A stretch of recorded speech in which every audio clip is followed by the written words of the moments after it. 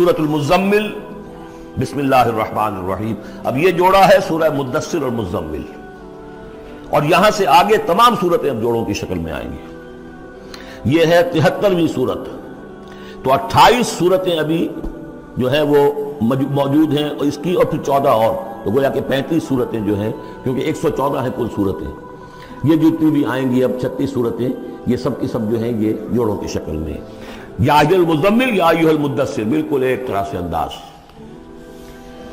یا ایھا المزمل، اے کمبل میں لپٹ کر لیٹنے والے، صلی اللہ علیہ وسلم، فداہ آباؤنا و امہاتنا، قم اللیل الا قلیلا، کھڑے رہا کرو رات کو سوائے اس کے تھوڑے سے حصے کے۔ قیام اللیل کی حقیقت یہاں سمجھ لیجئے، حدیثیں سنتے ہیں آپ جمعوں کے اندر، سب نے سنی ہوگی، من قام رمضان ایمانا و احتسابا، اب وہ قیام کیا ہوتا ہے؟ 1 گھنٹے کا۔ تراویح 20 پڑھی گئی، بلکہ عشاء وشاء سب ملا کے 1.5 گھنٹے میں فارغ ہو کے آ گئے۔ قیام اللیل کا نصاب یہ ہے، من قام رمضان ایمان۔ وہ تو حضرت عمر نے بہت بڑا صحیح فیصلہ کیا کہ عوام کے لیے جنہیں اینٹیں دھونی ہے، کسی چلانی ہے، ان کے لیے ممکن نہیں ہے، لیکن خاص طور پر جنہیں اللہ نے سہولت دے دی ہو، جو ہر سال 1 مہینے کی چھٹی لے سکتے ہیں، بجائے وہ سیر کرنے کے لیے چھٹیاں لیں، وہ 1 مہینے کی چھٹی لیا کریں نا رمضان کی۔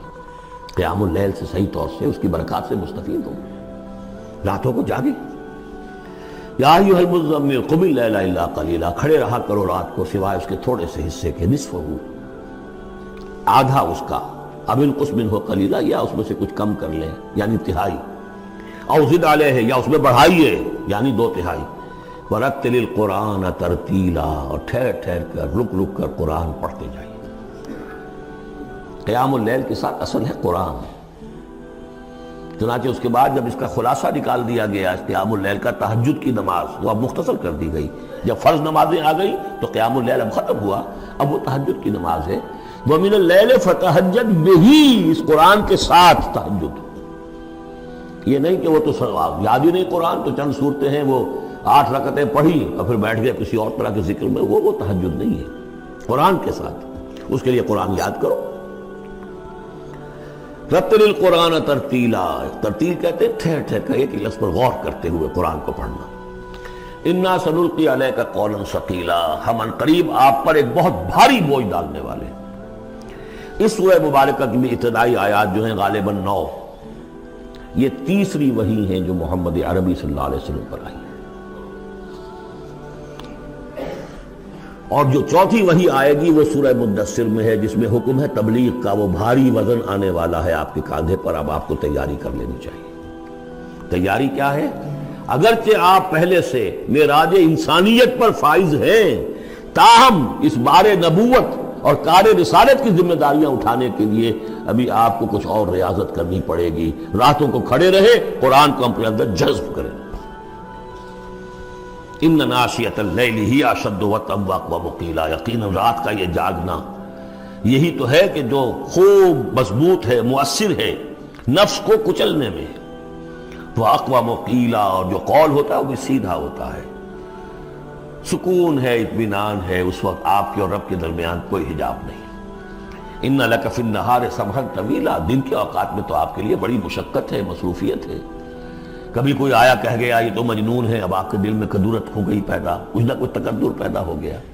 رات کو کچھ نہیں ہے، آپ ہے اور آپ کا رب ہے۔ وَاذْكُرِ اسْمَ رَبِّكَ وَتَبَتَّلْ إِلَيْهِ تَبْتِيلًا، اپنے رب کا نام جپا کرو اور بالکل ہر طرف سے کٹ کر اسی کے ہو جاؤ۔ تبتل اس کو کہتے ہیں، لیکن یہ کہ بے ہما اور باہما سب کے ساتھ رہو، سمجھیے اپنے آپ کو جیسے قیامت کے دن کھڑے ہونا ہے اکیلے، کوئی ساتھ نہیں آئے گا، نہ بیٹا نہ بیٹی، نہ بیوی نہ شوہر، نہ باپ نہ ماں، کچھ نہیں۔ یہ ہر شخص کی ایک انڈیویجویلٹی ہے، اس کی اپنی ایک شخصیت ہے، لیکن دعوت کے لیے، تبلیغ کے لیے آپ کو لوگوں کے ساتھ رہنا ہے، لیکن آپ کے ذہنی رشتے، توقعات، امیدیں، دوستیاں، قلبی رشتے کٹ جانے چاہیے، سب سے کٹ کر صرف اللہ کے ساتھ رشتہ۔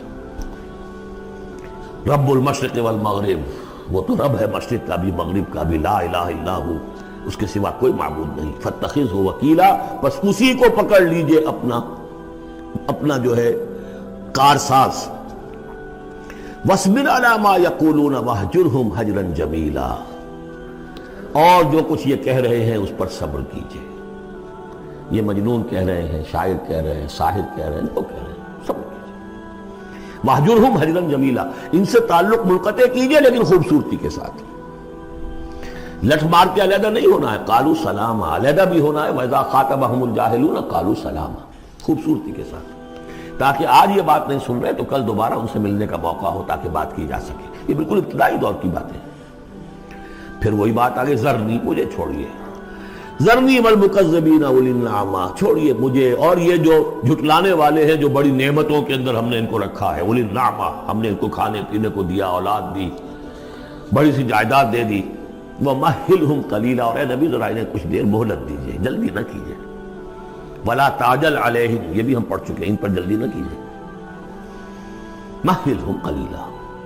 آخری پارے میں بھی آ جائے گا سورۃ مَهِّلْهُمْ أَمْهِلْهُمْ رُوَیدًا.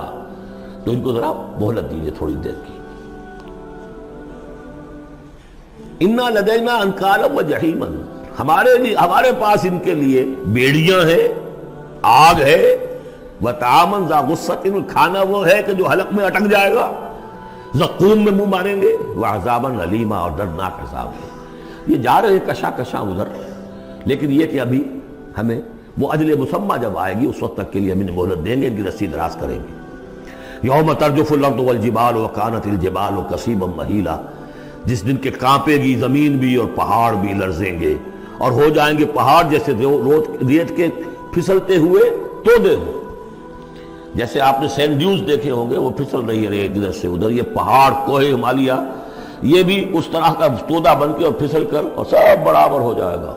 لا عوج فیہ ولا امتا، نہ کوئی ٹیڑھ رہے گا، نہ کوئی موڑ ہوگا، نہ کوئی اور، سیدھی چٹیل زمین. انا ارسلنا الیکم رسولا، دیکھو لوگو اے قریش، ہم نے تمہاری طرف اپنا رسول بھیج دیا ہے. شاہدن علیکم، شاہدن علیکم، جو تم پر گواہ بنے گا. یہاں تمہیں گواہی دے گا اپنے قول اور اپنے عمل سے حق کی، اور وہاں تمہارے خلاف کھڑا ہوگا، اے اللہ میں نے ان کو پہنچا دیا تھا دین. کما ارسلنا الی فرعون رسولا، جیسے کہ ہم نے بھیجا تھا فرعون کی طرف بھی اپنا رسول حضرت موسیٰ علیہ السلام. فعصا فرعون الرسول، تو فرعون نے بھی رسول کی یعنی حضرت موسیٰ کی معصیت کی، ان کا نافرمانی کی. فاخذناہ اخذا وبیلا، تو ہم نے پکڑ لیا اس کو بڑا وبال والی پکڑ. فکیف تتقون ان کفرتم، اب اگر تم کفر کرو گے تو تم کیسے بچ جاؤ گے؟ فرعون نہیں بچا، قوم نوح نہیں بچی، قوم عاد نہیں بچی، قوم سمود نہیں بچی، قوم شعیب نہیں بچی، عمورہ اور صدوم کی بستیاں نہیں بسی، تم کیسے بچ جاؤ گے؟ فکیف تتقون ان کفرتم یوما یجعل الولدان شیبا، اس دن جس دن کا کہ جو دن کے بوڑھوں بچوں کو بوڑھا کر دے گا. قیامت کا دن، اس کے شدائد، اس کی سختیاں. السماء منفطر بہ، آسمان اس کے ساتھ پھٹ پڑنے کو ہے. یعنی وہ ثقلت فی السماوات والارض، وہ کہیں باہر سے تو نہیں آئے گی، وہ قیامت وہی نہیں، آسمانوں اور زمین کے اندر جو ہے وہ اسی میں انہیرنٹ ہے. السماء منفطر بہ، آسمان پھٹ جائے گا. کان وعدہ مفعولا، اور اللہ کا وعدہ پورا ہو کر رہے گا. ان ھذہ تذکرہ، یقیناً یہ یاد دہانی ہے، تذکرہ ہے، نصیحت ہے. فمن شاء اتخذ الی ربہ سبیلا، تو جو کوئی بھی چاہے وہ اپنے رب کی طرف راستہ اختیار کر لے. سیدھا راستہ ہے، صراط مستقیم ہے. آج ہی بسم اللہ کرو، آج ہی توبۃ النصوح کر کے گھروں میں داخل ہو. اب یہ ہے 19 آیات، لیکن اس کے بعد جو ایک آیت پر پورا رکوع مشتمل ہے، اس کے بارے میں بہت عرصے تک میں بہت پریشان رہا اس کو سمجھنے میں، اور میں حیران ہوں کہ تفاسیر میں کہیں مجھے کوئی اس کے لیے بات نہیں ملی. اتفاقاً ہے کہ میں الاتقان فی علوم القرآن اس کا مطالعہ کرتے ہوئے مجھے حضرت عبداللہ ابن عباس رضی اللہ تعالیٰ عنہما کا ایک قول مل گیا کہ یہ ایک آیت نہیں، 2 آیتیں ہیں. یہ روایات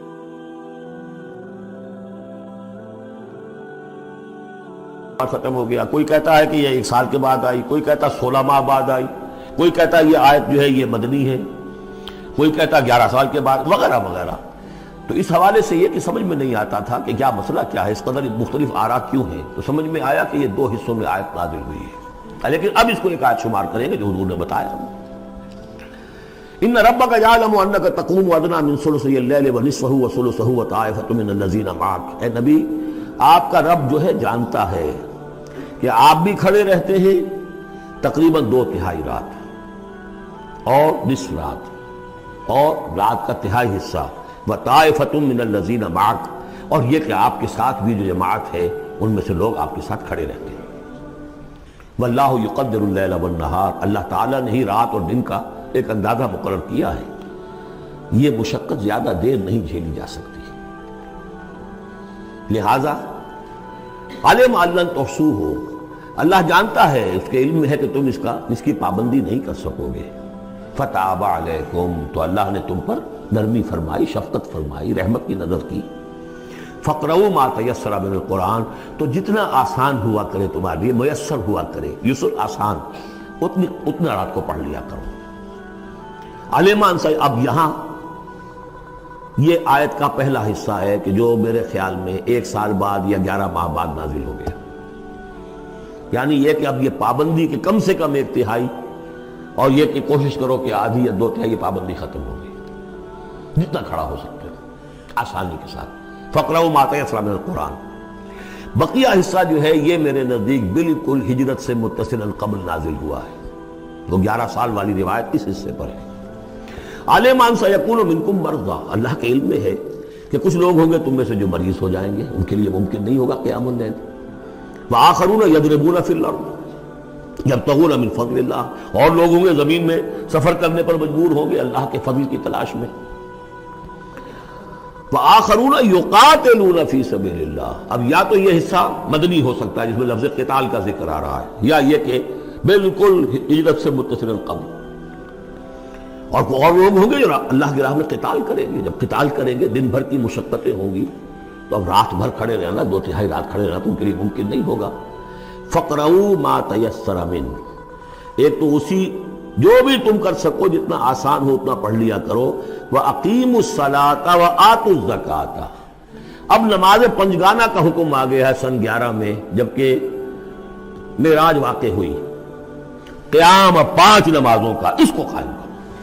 یہ گویا کہ اب بدل ہے قیام اللیل کا، رمضان کا معاملہ مستثنیٰ رکھ دیا، 11 مہینے وہ ہے، رمضان اس کام کے لیے ہے کہ یہ شہر رمضان الذی انزل فیہ القرآن، یہ قرآن کے ساتھ اپنے تعلق کی تجدید کا مہینہ ہے۔ یہاں قیام اللیل ہے، جیسا کہ آیا اس خطبے میں بھی جو حضور کا خطبہ نقل کیا ہے حضرت سلمان فارسی نے، جعل اللہ صیامہ فریضۃ وقیام لیلہ تطوعا، اللہ نے اس کا روزہ رکھنا تو فرض کر دیا، وہ تو سب رکھیں گے، مزدور ہے، اینٹ ڈھوتا رکھنا ہوگا، اس لیے کہ یہی لوگ ہوں گے جنہیں جنگ میں بھی جانا پڑے گا کہ نہیں، یہ سختیاں نہیں جھیلیں گے، تیار نہیں ہوں گے، سرد و گرم چشیدہ نہیں ہوں گے تو کیسے جائیں گے۔ لیکن یہ ہے کہ عام لوگ رمضان کے اندر آ کر اس کو، یہ کہ رات کے وقت جو ہے اس کو رکھ دیا، وجعل اللہ صیامہ فریضۃ وقیام لیلہ تطوعا، یہ آپ کی مرضی پر چھوڑ دیا، فرض نہیں۔ حضرت عمر نے اس کا یہ کیا کہ ایک حصہ تو ایسا کر دیا کہ کوئی بھی شخص محروم نہ رہے، چلے 1 گھنٹے کے اندر وہ تو ہر شخص ہی سن لیا کرے، لیکن ان کا سننا یہ تھا کہ حسب الخزت بردل عزت، جو بھی قاری پڑھ رہا ہے وہ سمجھ رہے ہیں، ہمارے ہاں وہ سننا ہی سننا رہ گیا، باقی سمجھ تو ہے ہی نہیں، زیرو ہے۔ لیکن یہ ہے جو اصل میں خرابی واقع ہوئی، ورنہ واقعہ یہ ہے کہ صرف استماع قرآن ان کے لیے تو بہت بڑی بات ہے، ایک ایک لفظ جو ہے ان کے قلب کے اندر اترتا چلا جا رہا ہے، ان کی اپنی زبان ہے، زبان یار من جو ہے ہمارا والا معاملہ نہیں ہے کہ زبان یار من ترکی ومن ترکی نمی دانم۔ تو فرمایا واقیموا الصلاۃ وآتوا الزکاۃ واقرضوا اللہ قرضا حسنا، اور اللہ کو قرض حسنا دو۔ وما تقدموا لانفسکم من خیر، اور جو بھی تم آگے بھیجو گے اپنی جان کے لیے، اپنے فائدے کے لیے جو خیر بھیجو گے، تجدوہ عند اللہ، اسے موجود پاؤ گے اللہ کے پاس، کس حال میں؟ ہوا خیرن، وہ بہتر ہوگا اس سے جس حال میں کہ تم نے بھیجا تھا اللہ کے پاس، وہ 700 گنا ہوگا، وہ کس نوعیت کا ہوگا؟ خیرن، اس سے بہتر ہوگا جو تم نے دیا تھا۔ وَأَعْظَمَ أَجْرًا، اور اجر کے اعتبار سے بہت بڑا، وہ مال تو دے گا ہی تمہیں 700 گنا کر کے لوٹا کر دے گا، لیکن اس کے علاوہ اور اجر دے گا اپنے فضل سے، اپنے پاس سے۔ بستغفر اللہ، اور استغفار کرو اللہ سے۔ ان اللہ غفور الرحیم، یقیناً اللہ غفور اور رحیم ہے، بخشنے والا ہے۔ اور کی جو مجالس منعقد کی جاتی ہیں اس کے تو بہت سارے مقاصد ہوتے ہیں، لیکن بنیادی مقاصد 3 ہوتے ہیں جن کے لیے اس قبیل کی مجالس کا انعقاد ہوتا ہے۔ سب سے پہلے ایصال ثواب مقصود ہوتا ہے، جس کے لیے آپ اور آج میں جمع ہیں۔ مرنے والوں کے لیے مغفرت کی دعائیں اور ان کے لیے اللہ کے حضور التجائیں، یہ ان کا حق ہوتا ہے۔ بلکہ ایک حدیث پاک میں مرنے والوں کے 4 حقوق کا ذکر کیا گیا ہے۔ بالخصوص ماں باپ جب انتقال کر جاتے ہیں تو ان کے حق ختم نہیں ہوتے۔ 4 حق ایسے ہیں جو مرنے کے بعد بھی واجب الادا ہوتے ہیں۔ ان میں سے پہلا حق الصلاۃ علیہما، ان پر جنازہ پڑھنا ہے۔ انتقال کے بعد والدین کا اولاد کے ذمے عائد ہونے والا پہلا حق ان پر جنازہ پڑھنا ہے۔ تجہیز و تکفین، تدفین، یہ اس کے زمرے میں آتی ہے۔ خوش نصیب وہ اولاد ہے کہ جو اپنے ماں باپ کا جنازہ پڑھنے کی صلاحیت رکھتی ہے، اور خوش نصیب وہ والدین ہیں کہ جن کی اولادیں ان کا جنازہ باقاعدہ پڑھ سکتی ہیں۔ ورنہ کتنے لوگوں کو میں جانتا ہوں کہ جنہوں نے اپنے ماں باپ کا جنازہ نہیں پڑھا۔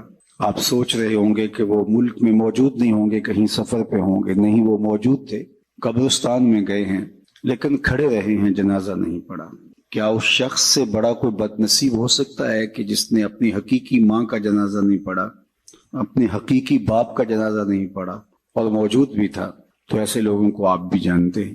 یہ وہ لوگ ہیں جنہیں جنازہ آتا نہیں ہوتا، اور وہ رسماً صف میں کھڑے ہوتے ہیں اور ماں باپ کا یہ حق ادا نہیں کر پاتے۔ اور اس سے بڑی محرومی اور کیا ہو سکتی ہے کہ انسان اپنے ماں باپ کے جنازے میں کھڑے ہو کر کے ان کا یہ حق بھی ادا نہ کر پائے۔ دوسرا حق ماں باپ کا جو اولاد کے ذمے عائد ہوتا ہے وہ ہے استغفار لہما، ان کے لیے بخشش کی دعائیں کرنا۔ زندگی کے اندر ماں باپ کی خدمت کے بہت سارے طریقے ہیں، ان کی خوشنودی حاصل کرنے کے بہت سارے ذرائع ہیں۔ آپ ان کے پاؤں دبا سکتے ہیں، انواع و اقسام کے پھل ان کو دے کر کے ان کی خوشنودی حاصل کر سکتے ہیں۔ ان کی خوشی کے جو بھی سامان ہیں آپ وہ کر سکتے ہیں۔ ان کے مزاج سے آشنائی کی وجہ سے آپ جانتے ہیں کہ یہ کن باتوں سے خوش ہوتے ہیں۔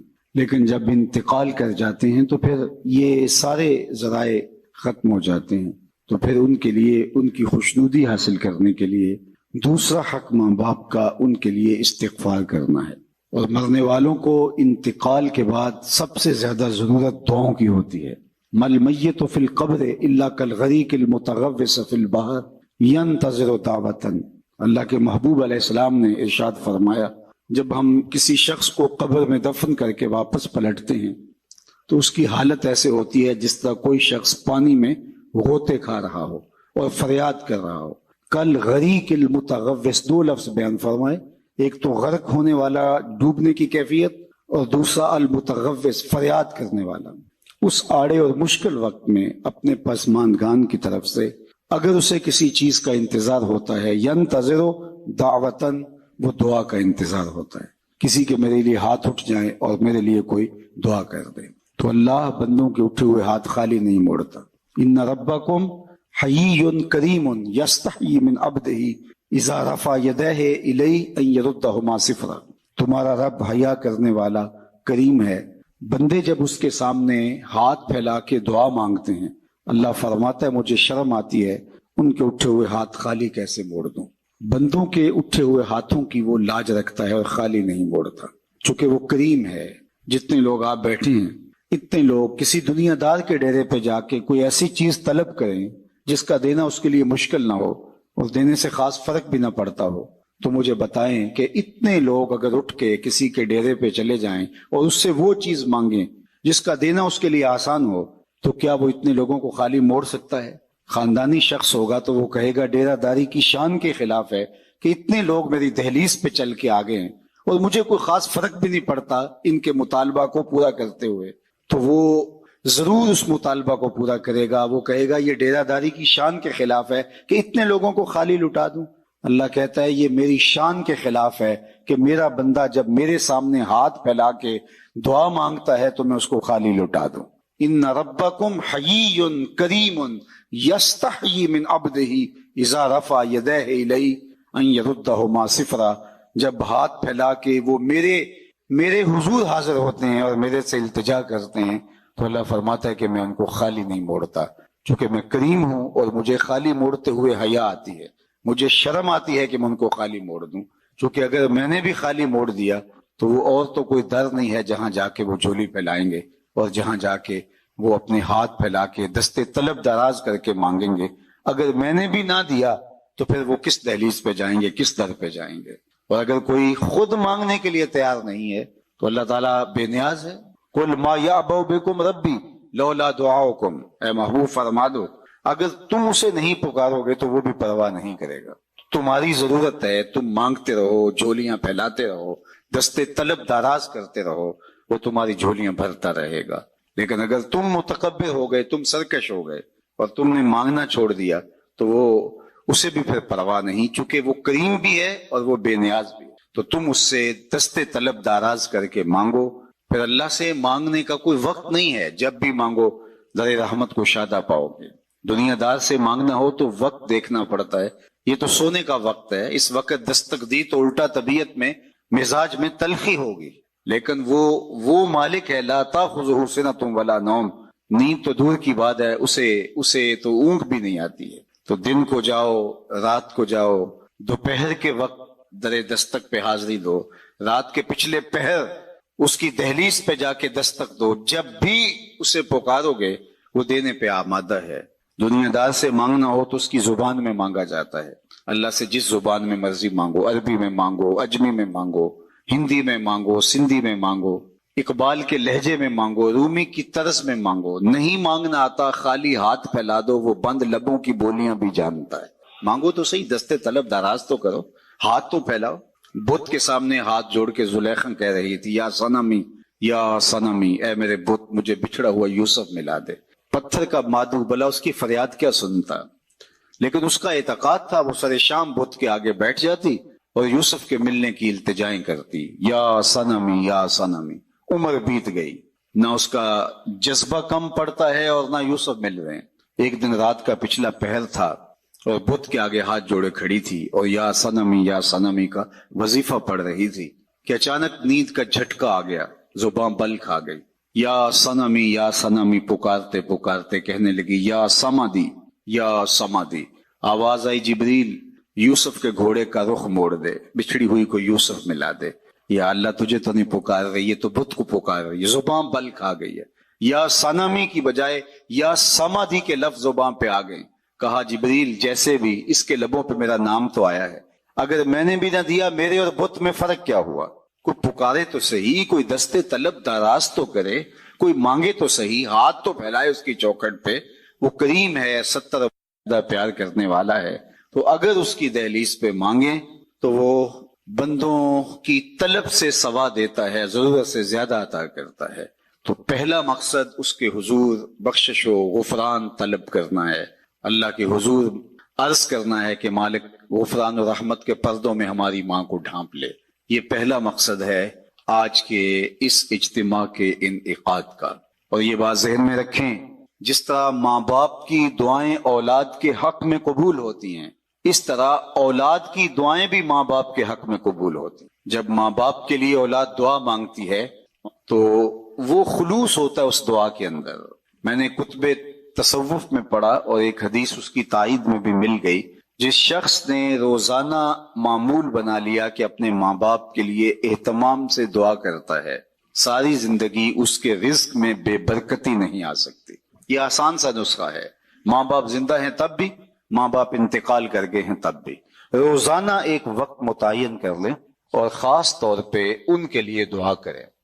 ویسے تو جو صالح پاکیزہ اولاد ہوگی، 5 گانا نماز کی عادی اولاد ہوگی، وہ اہتمام سے نہ بھی کرے تو دن میں کتنی مرتبہ اللہ کے حضور عرض کرتی ہے ربنا اغفر لی ولوالدی، اللہ مجھے بھی بخش دے، میرے ماں باپ کی بھی مغفرت فرما دے۔ تو خوش نصیب ماں باپ کے لیے دعاؤں کے سلسلے ہوتے ہیں، تو ماں باپ کے لیے دعاؤں کا سلسلہ جاری رکھنا یہ خوش نصیب اولاد کا مقصوم ہوتا ہے۔ اوروں سے دعا کروانا آپ کو اس لیے بلایا گیا ہے نا کہ اتنے لوگوں کے ہاتھ اٹھیں گے، کتنے نیک بوڑھے بزرگ سفید ریش لوگ، نیک سادات کتنے لوگ ہیں، تو اللہ کسی کی قبول کر لے۔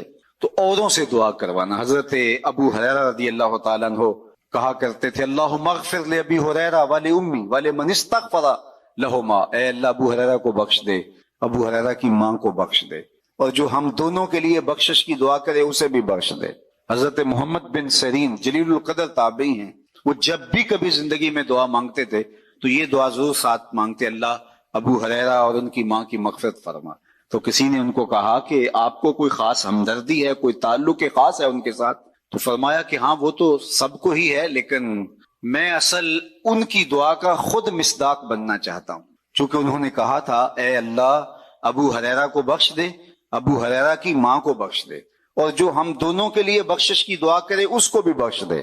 تو میں ان کے لیے دعا کر کے اپنی بخشش کا سامان کر رہا۔ تو اپنے ماں باپ کے لیے دعاؤں کے سلسلے کو کبھی بھی ٹوٹنے نہیں دینا چاہیے۔ والدین کے لیے کثرت سے دعا، اللہ اکبر، یہ اپنے باطن کی بہتری کا ذریعہ بنتی ہے اور رزق میں اضافے کا سبب بنتی ہے، اور خوش نصیب اولاد ماں باپ کے لیے دعا کو کبھی بھی ترک نہیں کرتے، اور لوگوں سے بھی کہتے ہیں کہ میرے ماں باپ کے لیے مغفرت کی دعا کریں۔ حضرت ابو ہریرہ فرمایا کرتے تھے کوئی ہے جو مسجد اشار میں 2 رکعت پڑھے اور میری ماں کی مغفرت کی دعا کرے؟ تو غفران و بخشش کی دعاؤں کا سلسلہ یہ پہلا مقصد ہے آج کے اس اجتماع کا اور اس قبیل کے منعقدہ اجتماعات کا۔ دوسرا مقصد پسماندگان سے اظہار تعزیت کرنا ہے۔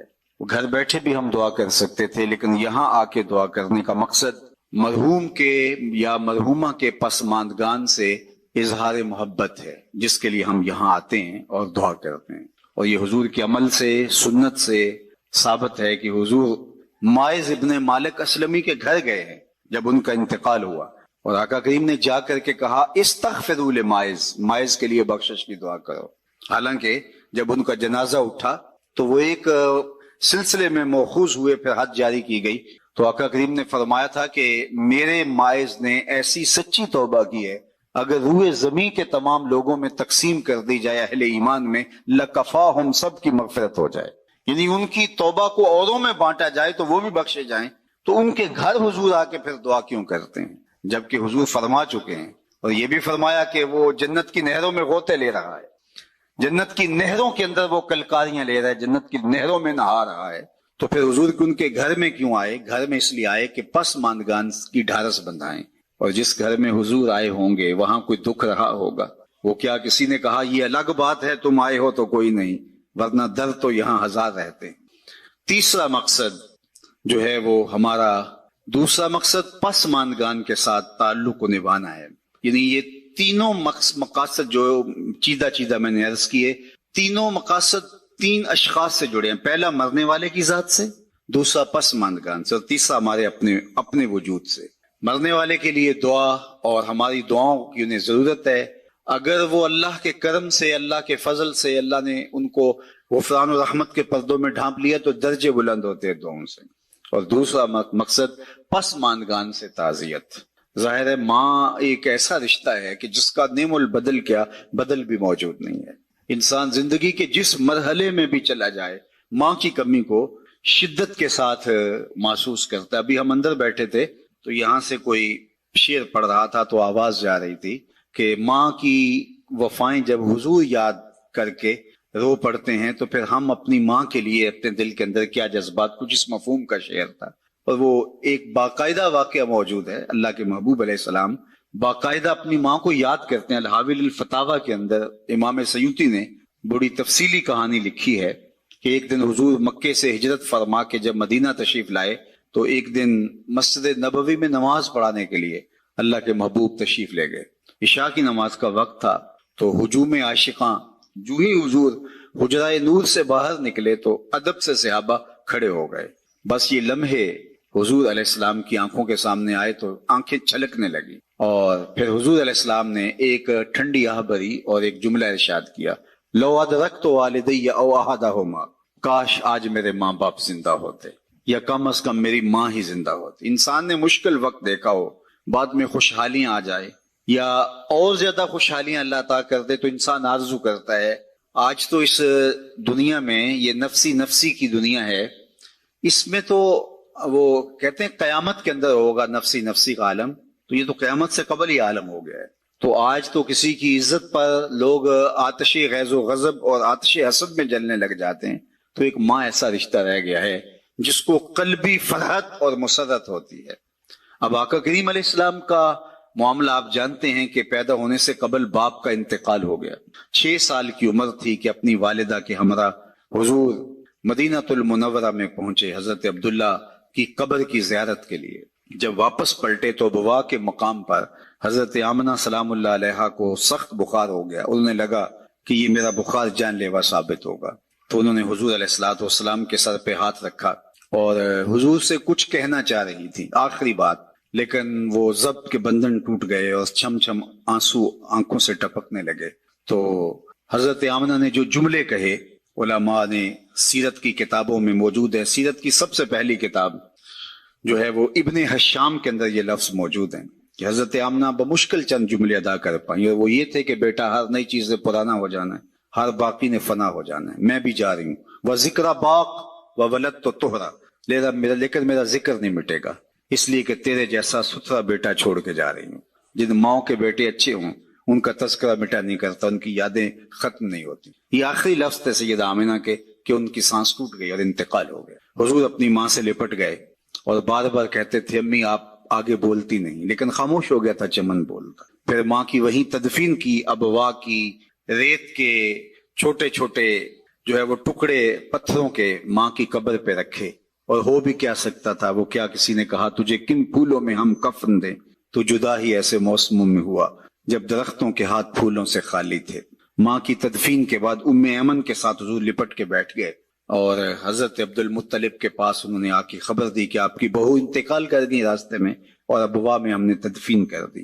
ابن حشام نے لکھا ہے کہ حضور کو آغوش میں سمیٹ کر حضرت عبد المطلب بہت روئے اور ام ایمن سے ہی کہا کہ میرے بیٹے کا تم نے بہت خیال رکھنا ہے، اور آقا کریم علیہ الصلوۃ والسلام کی ذمہ داریوں کو جس طرح پھر وہ نبھاتے رہے وہ تاریخ کا ایک انوکھا باب ہے۔ اور حضرت ام ایمن نے جس طرح ڈیوٹی سر انجام دی، حضور علیہ السلام فرمایا کرتے تھے ام ایمن میری ماں کے بعد میری ماں ہے۔ پھر حضرت عبد المطلب کا بھی انتقال ہو گیا 2 سال کے بعد، اس وقت حضور علیہ السلام کی عمر 8 برس تھی۔ سیرت کی کتابوں میں یہ واقعہ موجود ہے کہ جب امیر قریش حضرت عبد المطلب کا جنازہ اٹھا پورا مکہ امڈ آیا، لیکن 8 سال کے بچے کو دیواروں سے لپٹ لپٹ کے لوگوں نے روتے ہوئے دیکھا۔ پھر چچا کی کفالت، پھر وہ وقت بھی گزرا، مکے کے بازار، طائف کی گلیاں، کھدے ہوئے گڑھے، ڈالی جانے والی اجریاں، آلام، تکلیفیں، کفار کی طرف سے ریشہ دوانیاں، جبر، ظلم اور استبداد کی لمبی داستانیں۔ اللہ کا حکم ہوتا ہے کہ آپ ہجرت کر کے مدینے آ جائیں، تو حضور علیہ السلام مدینے چلے گئے۔ تو آج حالات بدل گئے، حضور جو ہی حجرہ انور سے باہر نکلے صحابہ دب سے کھڑے ہو گئے۔ وہ وقت بیت گیا جب لوگ پتھر مارتے تھے، اب صحابہ پلکیں بچھاتے ہیں۔ وہ وقت گزر گیا جب لوگ آوازیں کستے تھے، صحابہ صفوں میں ہاتھ باندھے منتظر ہیں، اور جو ہی حجرہ انور سے حضور نکلے تو ادب سے استادہ ہو جاتے ہیں۔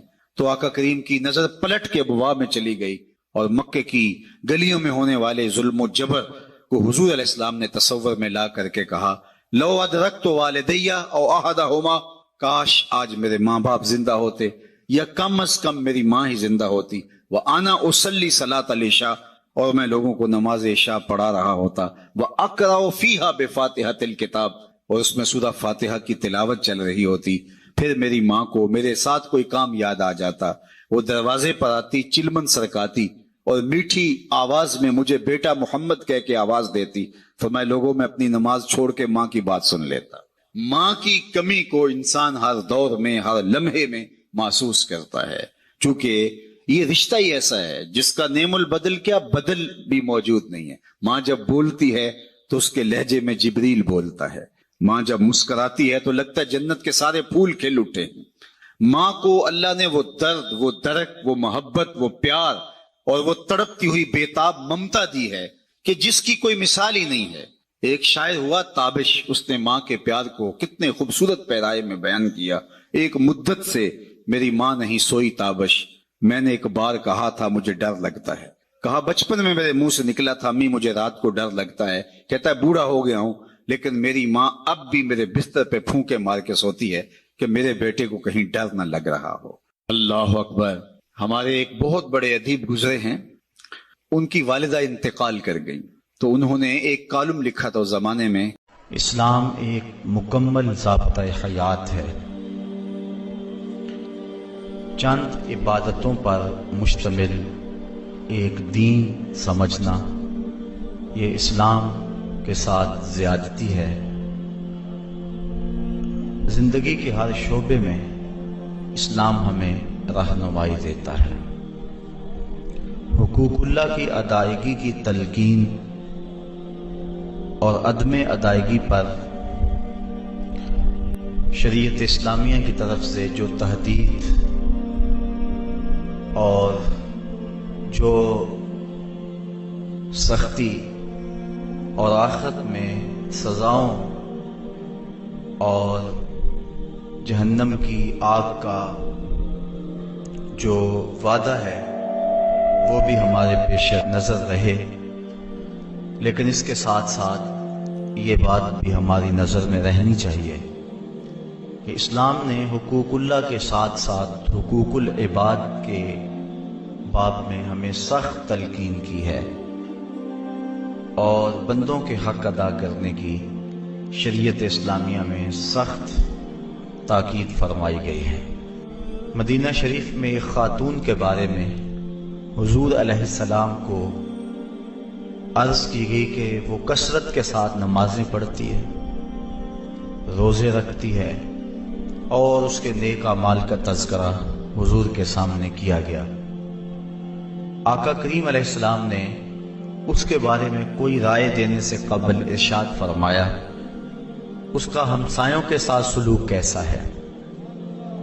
بعض بات ایسا ہوتا ہے کہ کسی شخص کے سجدوں کی کہانی سن لیں تو ہم بس وہی رک جاتے ہیں، اس کے دیگر معاملات کے بارے میں غور و فکر نہیں کرتے۔